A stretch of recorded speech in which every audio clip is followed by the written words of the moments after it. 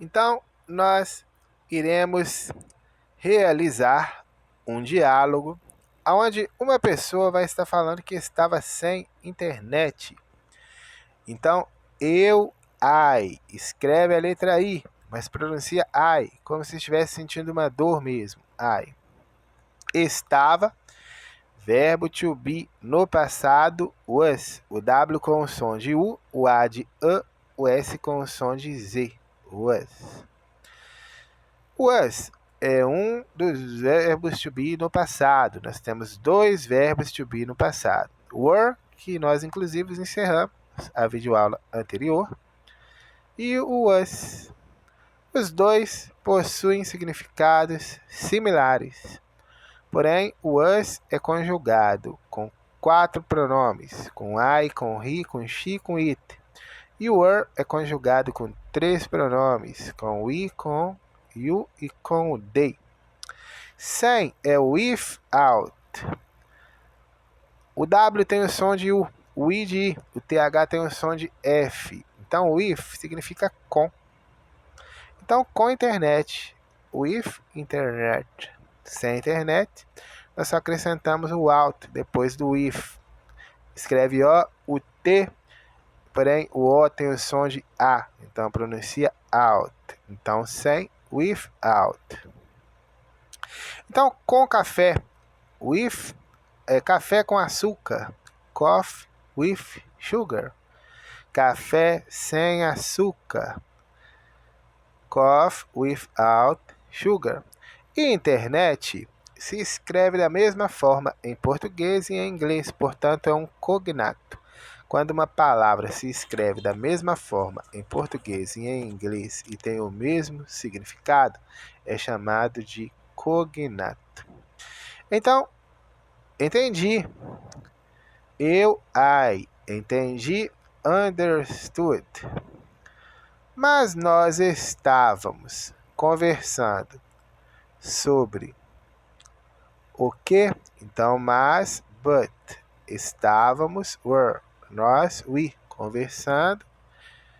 Talking. Sobre. About. O que? What.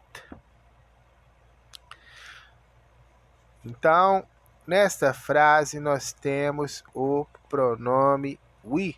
E por essa razão nós temos o verbo to be, were. Na frase seguinte, na segunda frase, nós temos o verbo were, porque nós temos também o pronome pessoal you.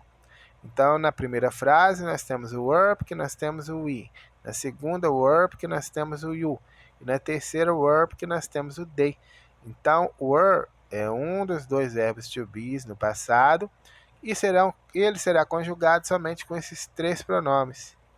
You, que está na segunda frase, o we na primeira e o they na terceira. Isso será conjugado com esses 3. You, we e they.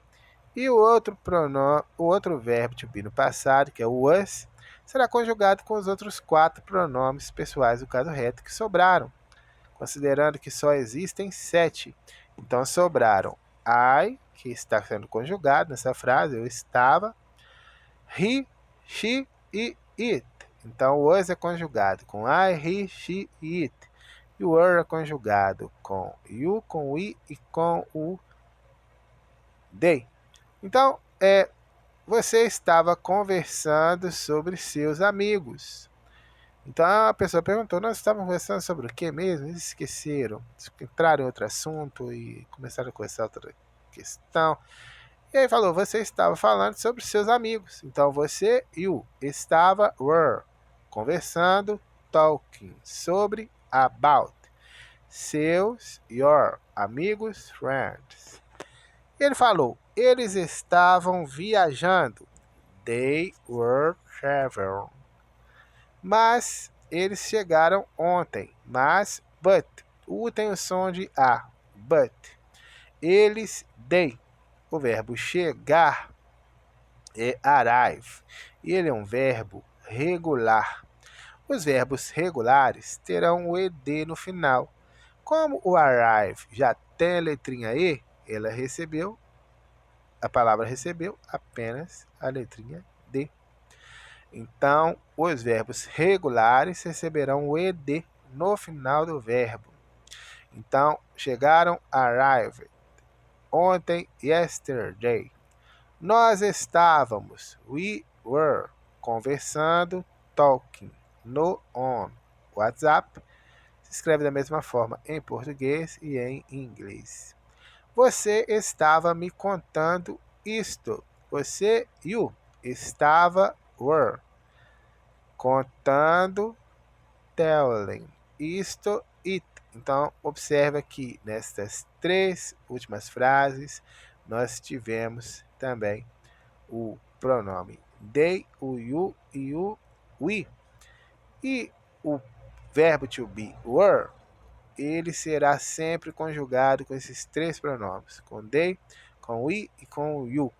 E os outros quatro pronomes que sobraram foram he, she, it e I. E para esses quatro pronomes, o verbo to be que será usado vai ser o verbo to be que está na primeira frase, que é o was. Então, nos encontraremos no próximo vídeo. Até lá! See you later!